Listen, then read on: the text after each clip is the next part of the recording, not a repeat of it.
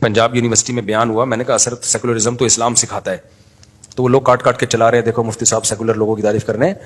تو وہاں سیکولر کا وہ مطلب نہیں ہے جو آج سیکولر سمجھا جاتا ہے. سیکولر اس سینس میں کہا ہے کہ سیکولر کہتے ہیں آزاد خیال. کیا کہتے ہیں بھائی؟ جو نہ کلچر کے اثر کو قبول کرتا ہے, نہ مذہب کے اثر کو قبول کرتا ہے, سیکولر قوتیں ان کو کہا جاتا ہے. تو حقیقت یہ ہے, اس سینس میں تو سیکولر کون ہے؟ آزادی اصل میں اسلام دے رہا ہے آپ کو کھلے عام, آپ کو کلچر سے اور حکومتوں سے اور ہر چیز سے آزاد کر کے آپ کو کہتے ہیں تمہیں خود سوچو, افلا ينظرون الى الابل كيف خلقت, عقل سے کام لو نا. اونٹ کو ہم نے کیسا بنایا اور آسمان کو ہم نے کیسا بلند کیا, یہ بارشیں کون برساتا ہے. وفی انفسکم, اپنی ذات میں غور کرو. ام خلقوا من غیر شیء ام هم الخالقون, خود سے کیسے بن گئے.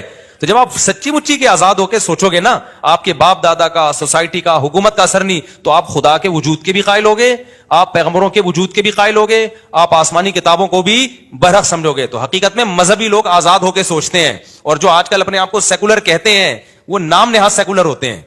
تو اس سینس میں نے کہا ہے کہ اصل سیکولرزم تو اسلام سکھا رہا ہے. لیکن آج کل جو سیکولرزم کی جو ٹرم ہے اس میں سیکولرزم کو کبھی بھی پروموٹ نہیں کرتا. جو ایک ٹرم بن چکی ہے سیکولرزم, وہ اس کو کہتے ہیں جو مذہب کو نہ مانتا ہو.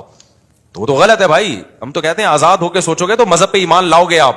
قرآن میں تو 20 جگہ پر افلا تعقلون, تم عقل کیوں نہیں استعمال کرتے, تم غور و فکر کیوں نہیں کرتے. غور و فکر کرو گے تو مذہب کی پابندیاں اپنے اوپر لاگو کرو گے. پتہ چلے گا مذہبی لوگ ہی ہوتے ہیں جو حقیقت میں عقل کا استعمال کر رہے ہوتے ہیں, کیونکہ عقل کہتی ہے خدا کی غلامی کی طرف آ جاؤ, خدا سے آگے بڑھنے کی کوشش مت کرو. اس سینس میں نے کہا ہے کہ اسلام جو ہے وہ اصل تو اس سینس میں نے کہا ہے. ورنہ یہ جو آج کل کے جو سیکولر, جو اس کو اصطلاح ایک ٹرم ہے, اس سینس میں نے سیکولر لوگوں کی تعریفیں نہیں کی ہیں. وہ تو برباد کر رہے ہیں دنیا کو.